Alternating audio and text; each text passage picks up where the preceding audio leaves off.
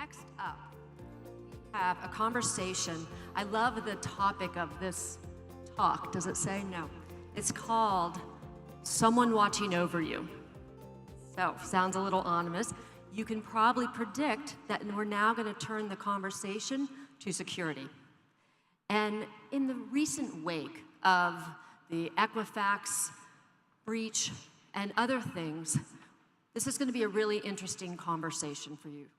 So we've got a great panel that I'd like to invite to make their way up here, and it's led by Emily Dreyfuss, who is a senior writer at Wired, and she covers the intersection of technology and national affairs. She's also a Nieman Fellow here at Harvard, and where she's looking at social media and how the internet is changing the way that history is written. So I'm going to pass it over to Emily. The panel is yours. So much. Is this on? Yes. Hi, everyone. Thank you so much for coming. So, as she was saying, I'm Emily Dreyfuss, and for a while at Wired, I was the cybersecurity editor. So I figured out how to cover things like the Ashley Madison hack and the breach of the Office of Personnel Management of the government when so many, in fact, I think every federal employee's information was taken. And today we're going to have an interesting conversation about what to do now that in 2017, our entire society runs on information. But increasingly, that information is being weaponized by people that are not, whose information it was not. So some examples are the 2016 election. We saw information weaponized to become misinformation. But we also see breaches of hospitals where private information is taken hostage, and then hospitals are forced to pay a ransom in order to get it back. Hackers and information security are increasingly playing a vital role in geopolitics, and we're going to talk about that today. First, we have with us Juliette Kayyem. She is the Belfer Senior Lecturer at Harvard Kennedy School in International Security, and she was Obama's Assistant Secretary of Intergovernmental Affairs in the Department of Homeland Security. We also have with us Israel Barak. Israel is the Chief Information Security Officer at Cybereason, which is a Boston-based cybersecurity software firm. They sell their software to all sorts of large corporations and organizations and hospitals, and they are tasked with keeping all of our information safe. And then we also have with us Dr. O'Neill Britton. He's the Chief Medical Officer at Mass General Hospital, and before that, he ran Chief Information Security at Partners Health.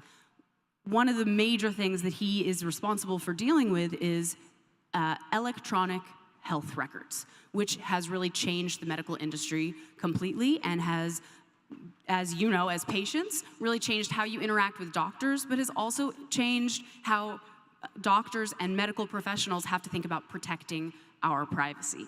Okay, so let's get to it. Juliette, I'm going to ask you the first question. Could you just give us an overview of the role that information security and insecurity is playing in destabilizing geopolitics right now? Okay. Is this on? Yes. So let me just give a quick overview, and we can pierce down. And so, and maybe take us back a bit. I served on President Obama's transition team. So that was, 9 years ago when he became president, on national security and homeland security issues. And cybersecurity was 2 paragraphs in a 35-page document of the biggest issues that were facing the president. Wow. What has changed over just a short period of time is remarkable. So what we're seeing in both the domestic and the national security arena are a couple of destabilizing focuses that are undermining, I think, our democracy in several ways. Okay, so the first is the sort of pure security issue, right, which is terrorists and bad people are communicating with each other on apps and secure apps that are that law enforcement finds it very hard to manipulate or see. So that's the whole encryption debate. That won't get solved on a single panel, but that's That's the sort of encryption issue. Do you want the government to have a backdoor channel? This came up in San Bernardino terrorist attack, and allow them to figure out what's going on some of these encrypted communications.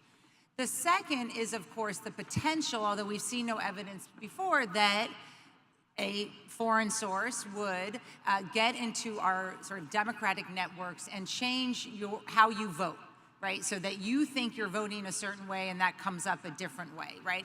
So there's no evidence of that right now. I think it's delusional to think that that's not what our enemies will try to do. And so where the last 10 years, everyone was like, let's make voting easier, let's put it online, let's do online voting, blah, blah, blah, all that stuff. You're now seeing, I really like paper, right, coming from a lot of people. The third, and just very quickly then, is also the use of cyber warfare, I would say, to change the narrative of who we are as a nation. So that is the fake news, the Russia infiltration. I am of the school that the Russians, one, there are a lot of reasons why Hillary Clinton lost, but Russian fake news certainly assisted President Trump, right? So there's not an either or. And how they're doing that is they're manipulating these social networks that perceive themselves as only platforms. They don't feel like they have any responsibility. It's basically just ads, who's buying the ads.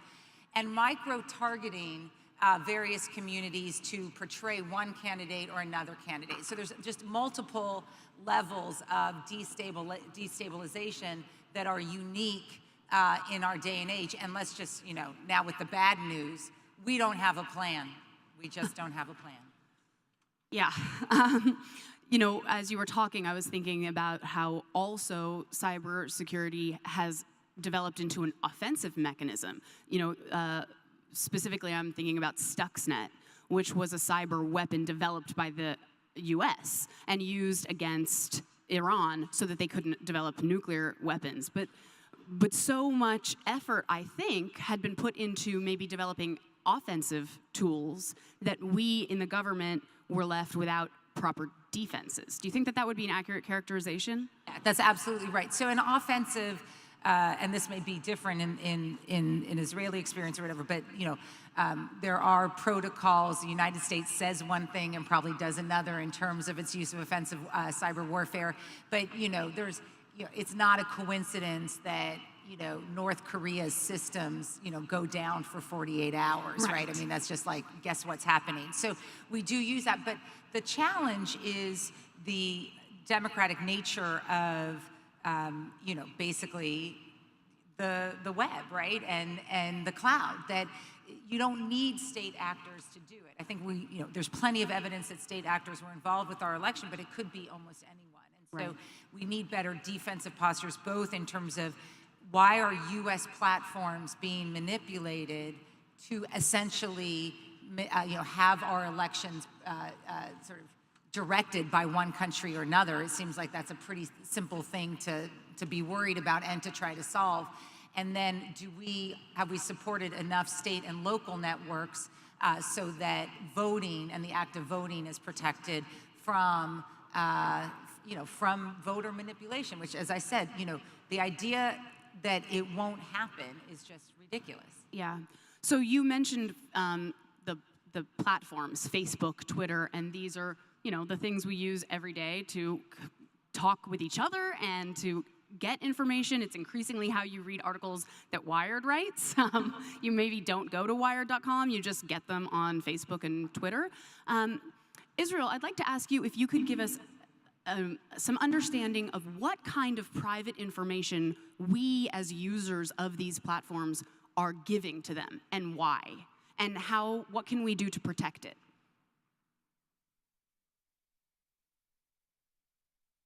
Oh, I think your mic's not on. We good now? Yes. There we go. Well, in addition to the information that we're voluntarily giving these platforms, which is the information that we're sharing in our posts, our social network and interactions, we're also giving away a lot of information involuntarily. Right. Where we are connecting from, right? The connections between the interactions that we do on Facebook or Google or other places, and the interactions that we do in other online assets. So as they track various tracking cookies, they're able to cross-correlate activities that we do in other places as well. Right? Our social network that's not only focused on that particular platform, our cross-platform social network, right? And obviously any sort of voice communications that we can communicate across these platforms. So essentially, as these platforms become more and more well integrated with each other, mostly for the promotion of personalized content, right, it gives them the ability to understand a lot more about us, right? Our online activity, our social network, and obviously the actual data that we share online that's not only stored on that particular platform that we're engaging with. So, hearing that makes me uncomfortable because I want to be private, and I think that a lot of people don't love the idea that Facebook has this entire profile of who we are. And there was an amazing article a couple years ago that said that Target was able to guess that you were pregnant before you knew you were pregnant based upon your buying habits, and this is just a crazy thing. But can you speak to, beyond just discomfort at having our privacy breached, what can a full integrated picture of someone's habits and their life, why is that so risky? And why would that kind of information be such a juicy get for hackers or nation states? What's the risk? Well, there are obviously multiple levels, right? And you can think of what will be the risk for the average person. So one aspect of a risk is actually a risk not to the person themselves, right? But actually to their broader context, for example, their employer or the organization that they're part of. If you're working as a targeted attacker, right, one of the reasons to know more about certain people is to know how to leverage what you know about them to get a foothold in the organization that they're part of, right? If it means to send out a link and really expect you to click on it because they've used a lot of information about you that would convince you that what you're doing is the right thing to do and would get past your personal defenses, right? If it is carrying something for that attacker into the organizational context that you're working in.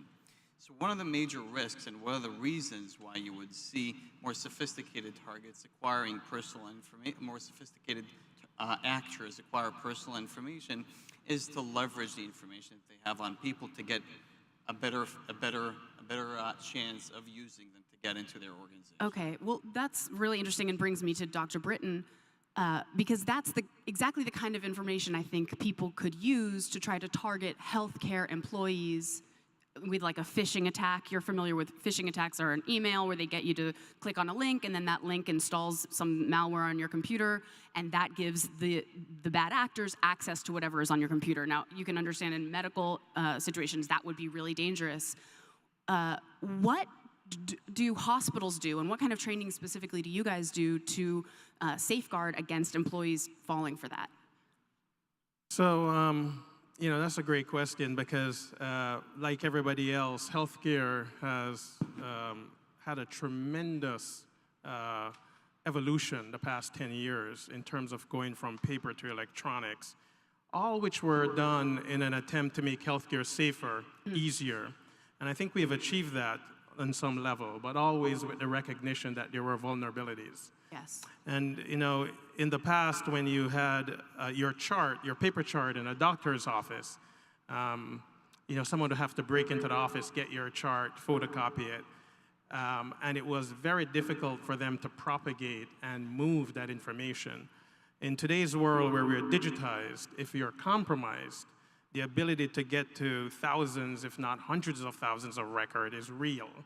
And the ability to move it is yet another risk point, whether that's to nefarious actors or just the ability to embarrass someone who is famous or a VIP. So those are real concerns. We recognize that we have 72,000 employees across partners. Wow. And we recognize that all 72,000 people are access points. Right. And so there's a constant training and efforts around improving our security stance and infrastructure which includes everything from double authentication to IP address mapping. But truly, if you're nefarious and you're trying to bait our employees to give away their credentials, we also run multiple simulations doing the same activities daily, trying to train our employees to be better at recognizing that you're being phished, one, or spear-phished. So somebody can literally start putting your profile together and making it really seem like it's the organization trying to speak to you and see if you'll be trapped into giving away your credentials. Internally, not all 72,000 people have access to the medical record. And we have created postures internally which restrict that class. But even in the setting of having 15,000 clinicians, that's still a lot of people. Yeah. And how we manage that is very important. So that's sort of our overview of how we have set up our structure and how we try to combat nefarious actors. And do you think that the benefits overall of electronic records outweigh these risks? Absolutely. You know, it's a very difficult answer because it sort of depends on your personal interpretation of how protected you want your personal information to be. But from a population level, there are definitely great benefits. I'll give you a couple of examples. When we had the H1n1 flu outbreak years ago, it was very difficult, and we had the shortages of the vaccines. It was very difficult to figure out whether someone had gotten a vaccine before and whether we were duplicating the effort and, in essence, wasting a precious resource. Right. So we had a national vaccine shortage. Patients wouldn't necessarily remember whether they had the vaccine or which one they had. And so being able to share that information was very helpful. The other way, too, is that we knew just from managing the flu outbreak where the hot spots were and where we could share our inventory and get medications to the appropriate spaces. But more recently, for instance, in a mass casualty event like what happened in Las Vegas, you know, the ability to identify patients through biometrics is important. You know, if you have 500 people wounded come into a hospital, no hospital has 500 bags of O-negative blood, which is what we would give to someone until they're identified and we can verify their blood type. Because that's the blood that's safe for everyone? Yes, and that's the blood that's safe for everyone. And so the ability, for instance, to use biometrics and say what your blood type is and identify that could make you use your resources much more judiciously in a very large-scale event. And we're always at risk for things like that. So that's how electronic health records could help you. Wow. Yeah, so I wanted to ask specifically, I'm glad you brought up the massacre in Las Vegas, because I think that that's on all of our minds, and I'm curious to know how information, digital information in particular, either helped or hurt law enforcement officials. And Juliette, you had brought up, you know, the encryption debate, and this, many people have, Apple and lots of privacy advocates have said, you know, encryption is incredibly important, but then there are moments like this where you want to be able, where law enforcement wants to be able to access all of the communications of someone like this shooter. So I'm wondering, can you tell us what information is available about this shooter to law enforcement right now?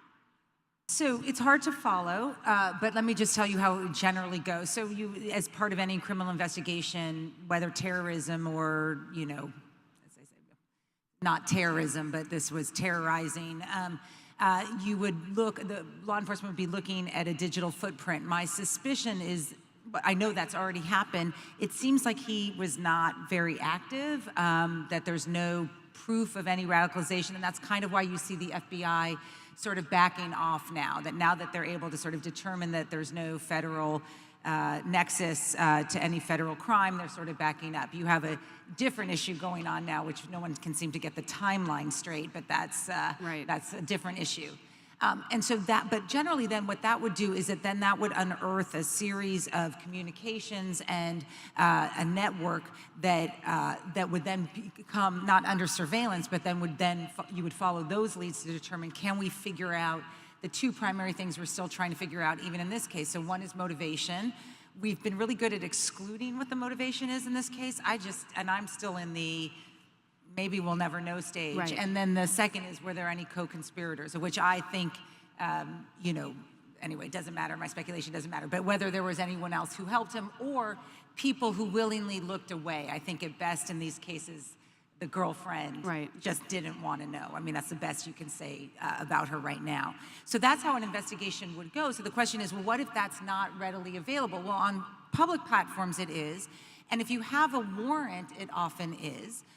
You can get in through the back door, and the platforms will be make it very accessible in most cases. The problem in the San Bernardino ends up being the big issue, which is, what if the only way to get in actually requires the disclosure of essentially information about the mechanism that would put them at a competitive disadvantage, or would allow the government to get in regardless of whether they had a warrant or not in the future case. So San Bernardino, in your head, you could say, absolutely, this is absolutely right. But this is the proverbial, once you open the door, what standards would you want for government? And so one thing I urge a lot of times in the way I think about this is we tend to think about the security privacy issue and the expectation of privacy a lot of us have as an on-off switch. And I think a better way to think about it is, what kind of authorities do you want to give government under what standards? In other words, so do you want to require judicial review? Do you want to have sunset provisions? Do you want to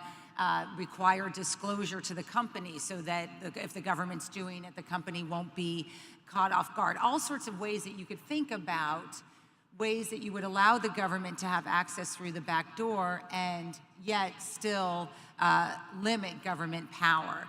I think we're at a really interesting time just in the last 3 weeks, because what was one of the most amazing aspects of the San Bernardino debate is, in our country, right, which you tend to think, I mean, I don't know, but when you think about this country, so about 55, in the polling that I saw, 55% of Americans supported Apple in the encryption debate. Okay, that seems weird. I mean, this is a country that voted 99-1 in the Senate for the Patriot Act, right? So part of it was, I think, a growing recognition that we had no privacy left, and this was scary to give to the government.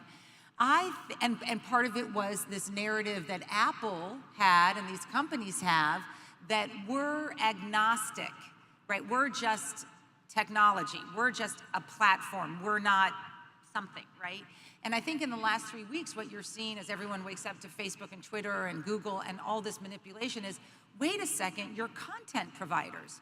You're no different than, you know, than the platforms that try to radicalize people, or the advertising that tries to get people to buy guns. So I don't know how this ends up, but this idea of the benign platform or the benign technology, and that, you know, only people add content to it, is just, I think, at this stage, ridiculous. Okay, so Israel, I want to give you a chance to respond, but quickly just to talk about the backdoor issue that you're bringing up. You know, I think one other important point, and that we at Wired made a big effort to report, is that if, in the case of Apple, so if you're not familiar with the case, they wanted to get into the iPhone of the San Bernardino shooter, because they said, perhaps, they didn't know, but they said, perhaps the messages on this phone will give us some sense of how or why he was radicalized, or something. They didn't know what they didn't know, and they thought it might be on the phone. And Apple has built into iMessage end-to-end encryption, which means that Apple itself cannot get into the phone to see those messages. It is private between the person whose phone it is and the person they sent the messages to. And this is something privacy advocates have really wanted, that we can protect ourselves from the likes of the Patriot Act, so that the government can't just look at our messages. And the government wanted Apple to write code that would undermine the encryption of their own software, so that they could get in the quote-unquote back door to give the government access to that phone. Now, what I think gets forgotten in this case, or that people maybe downplay, is that if you build that backdoor for that moment, you've built it for always. And as we've been discussing about the risks of bad actors and hackers who want to weaponize this information, it's one thing to say, hey, we're only going to give it to people who have a warrant. But once you've created a door, other people can figure out how to open it. And my impression is that that was the compelling reason why 55% of Americans said it's not worth that risk. But Israel, I'd like to put that to you, because you are our cybersecurity expert. Well, I think one thing that we want to take note of is in matters of national security, people kind of assume that there's going to be an investigation that will lead to a justified cause for a warrant, and after an issue of that warrant, further evidence can be extracted to incriminate an individual or a set of individuals. But in actuality, in most aspects of national security that relate to national security, there isn't necessarily a prior process that is outside of cyberspace. Right? That prior process of excluding an individual or a set of individuals out of the millions of people that we have in this country as someone that should be a target for investigation is done in cyberspace as well, right? And in order to filter out that noise of all the folks that are unrelated to an exceptional incident and focus on people that are worth further examination or further investigation, that's when that added accessibility to information is required, right? So in that case, again, for matters of national security, if you do not have that broad access, and by the way, in most cases, it won't be done manually just because of the amount of data, right? If you do not have that broad access to information, you're unable to exclude individuals that justify more focus in terms of investigation in a process towards incrimination, right? So from that perspective, I think we need to consider the upside of providing that level of visibility under the right circumstances. Right? In some cases, folks would say, well, listen, look at the outcome. How many people have we been able to incriminate with these processes in comparison to the rights that we've given up on, right? That disclosure of private information. But the reality, again, is in the world of national security, the amount of information that is publicly available is, number one, limited. So we're not necessarily aware of the amount of people that have been incriminated through these processes. That's number one. And number two, we need to consider the risk versus benefit. Because in the world of national security, very few people constitute the major risk versus a lot of other people that constitute a low risk. Okay, so I'm curious what your thoughts are on this, Dr. Britton, because what I was talking about and what you're also talking about with the risk of, to the broad populace, if you were to create some sort of backdoor into encryption. One of the major risks is that it undermines encryption of things like electronic medical records, because encryption as an idea, as a technological tool, is what enables HIPAA to work in an environment of electronic medical records. It's what enables us to bank online securely without worrying about our money being stolen by third parties. So what do you think about this debate? Well, I think most patients expect when they come to the doctor that whatever is said in the room stays in the room, and it's a personal relationship between them and their physicians. And we need that environment to remain protected. Right. It's absolute to providing good patient care. It's absolute for people to feel comfortable to share their stories. And it's absolutely necessary for us to provide the very best care and advice that we could. So, encryption from our standpoint is one of the key security settings because we just never want a patient to lose confidence in coming to us and telling us what's going on.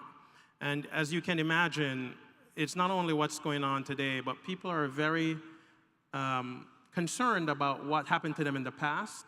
People are very concerned about what will happen in the future, implications that are well beyond the relationship that is ongoing. And, right. And so we have to protect that. Whether that's the government, whether that's security threats that are nefarious, it doesn't really matter. Our patients, there is a trust implication when we have patient relationships, and we're absolutely behind the idea of keeping our information as secure as possible. Okay. I think that this is really fascinating because it points out how complicated this issue is, and how much technology is changing so quickly that our policies and our readiness is still catching up. Juliette, could you talk a little bit? We talked before about how government is playing sort of catch up on some of these issues. In terms of like the OPM hack and just software that runs the government staying up to date, what are the big risk factors and what can the government do better? Or what's it working on right now? Well, okay, so, and I just finished a review for the government. That was not a happy story about state, local, tribal, and territorial capacity on critical infrastructure. It's just these networks are old. People in state and local government tend to, no one really has ownership, and there's a lot of sort of governance challenges. So one of the things so remember in safety and security, we tend to talk in terms of all hazards now. So even those of us who sort of, we're sort of grew up in the counterterrorism world, I don't even consider myself that way, that you really do look at all hazards, including H1n1 and cyber and stuff. And I think one of the things that the cyber people have been very successful at, even from a marketing tool, is to treat cyber as so different that the rest of you cannot figure it out. And it's true that like you guys can get technical, and I sort of am like, don't you just unplug it? And like, but I think one of the important things when we look to the future for state and local, for government capacity, is to treat it like other hazards, right? So, and because then it will begin to look the same to everyone else, right? It's a risk. You're going to try to minimize the risk, maximize the defenses, but also support flow, because like any other system, whether it's a Boston Marathon or whatever else, you can't, there's going to be security, but you also have to let the thing move, right? Whether it's people or networks or whatever, and that's just the constant balance that you're going to have.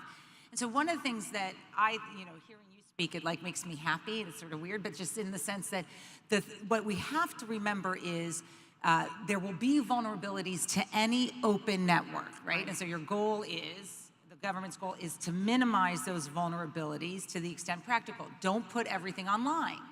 Why was my 3-year-old security clearance online? Why? Yeah. I mean, I don't even understand that. Like, it's not being updated. I've been out of government a long time. So one is that. The other is assume that there will be a breach. What would you have hoped you did once that breach occurs to minimize the harm, right? So one is, you talked about it, in my wonky world, we call that sort of avoid the single point of failure. Because it's the unknowing systems administrator who changes his or her password because someone told him to, and that someone ends up being whoever. Right. You want to minimize, the single point of entry or single point of failure.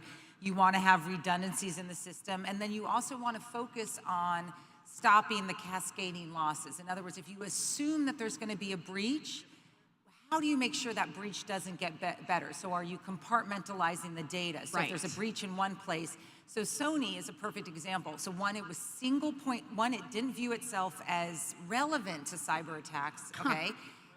So, 2, it was a single point of failure, one person, one mistake.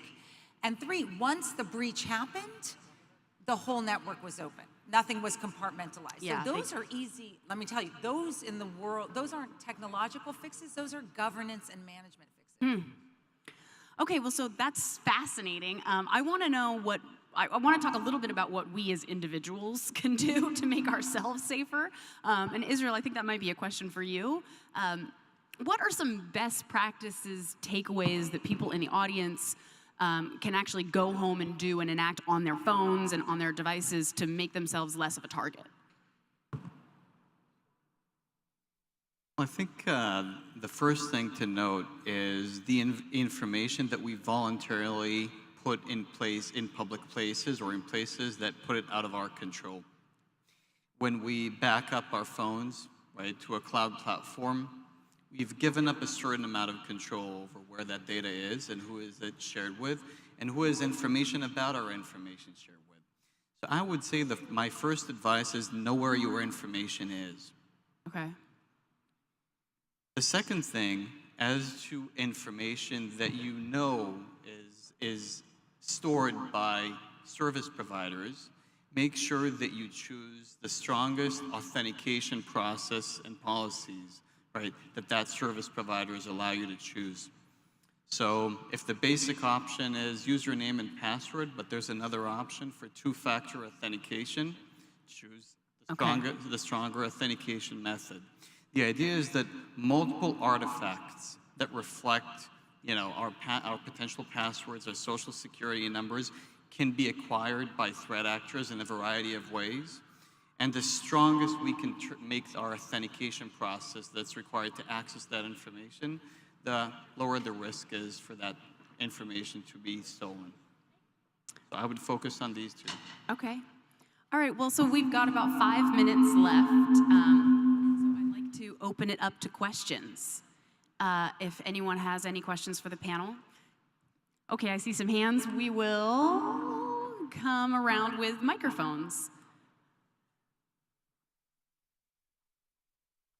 You can have mine.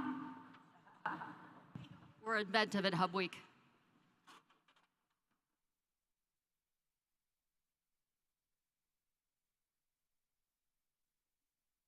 Ladies first. Thank you. Professor Kayyem, you talked about whether or not the recent attack in Las Vegas may or may not have been an act of terrorism. I was wondering if you could distinguish between acts of terrorism and acts which inspire terror and are frightening, but are not actually instances of terrorism. Yeah, so terrorism is a legal term when you bring a charge. So there's a reason why lawyers are more careful. I mean, I'm a lawyer, but practicing lawyers are more careful than I am. And that would be, right, was the motivation for the crime, whatever the crime is, to, attack a civilian population for political gains. I mean, it's just, that's the shorthand of it. It has more components to it. There's a reason why prosecutors will not charge for terrorism when the facts are really clear. So an unknown fact, unknown memory here is the the Tsarnaev brother was never charged with a terrorism charge, even though it, smelled like it was terrorism. Why? Because the evidence was so clear. Why get into his mindset? Why have to, right? It's, 2 + 2 = 4. So there's reasons why, for example, in some of these white supremacist cases, people will say, well, that was terrorism, and it looks like, prosecutors are trying to not make it seem like terrorism, and there's the, why is terrorism only, Islamic terrorism? The reason why they're not going to bring the terrorism charges is because you got the guy in the room with the smoking gun. I have a case. In the world that I'm in, which is sort of the non-prosecutorial world, we use the same language, but actually that is even starting to be stretched, because the way that radicalization is occurring now, and the way I describe ISIS now, is they're selling hate and someone's buying it, right? And I don't know if that person would have bought hate from some other motivation, or maybe committed suicide or whatever. Is that the terrorism that we're thinking of in terms of Al-Qaeda? It's a little bit different. Do we worry about it? Yes. But it is a very different thing. And then I'll get more political than probably people want me to. Why is Las Vegas not terrorism? I mean, in other words, there's a movement now to look not so much at motivation, but behind it, the ideology, but the motivation to cause terror in the civilian population. So to me, that qualifies, right? And then the good thing is then you begin to look at the solutions, which are, okay, I'm not going to get into the mind of this guy. To be honest, I could care less what motivated him. I'm going to get into his means, and the means are guns. And that's how, and I'm a Homeland Security expert. What's the thing you should worry about the most? Ain't ISIS, it's guns, guns, guns, right? And so one of the reasons why you're seeing this debate now is because of that.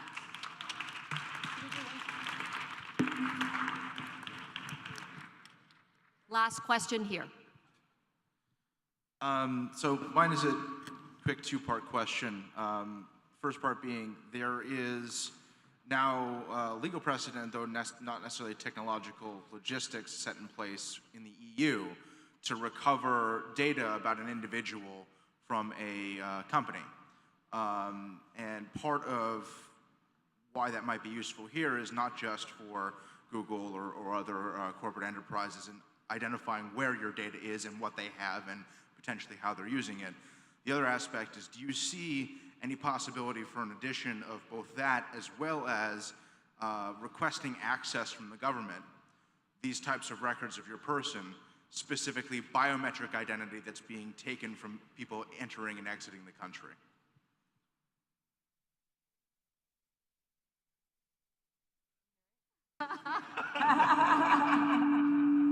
I heard something about government and biometric data.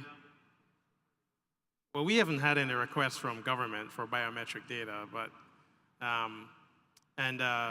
you know, I don't know, we don't have any fluid biometric data systems now, capturing biometric data and reliably identifying patients, but I think we're going to go there. So that's the future. As opposed to, you know, I've been written by, I'm credentialed at the VA, and I was written by the VA in the past and by the Indian Health Service, which is another form of government healthcare, that some of my data was compromised and lost in a hack, which includes my fingerprints.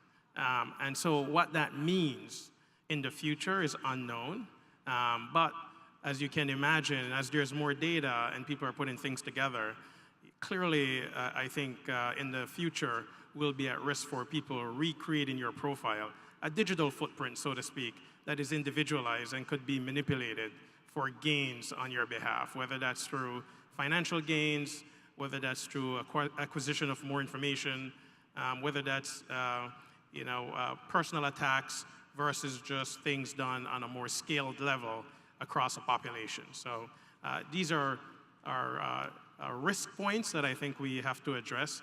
I don't think in current state, maybe Israel can correct me, that in current state it's been actualized, but I do feel like it's only a matter of time before we get there. And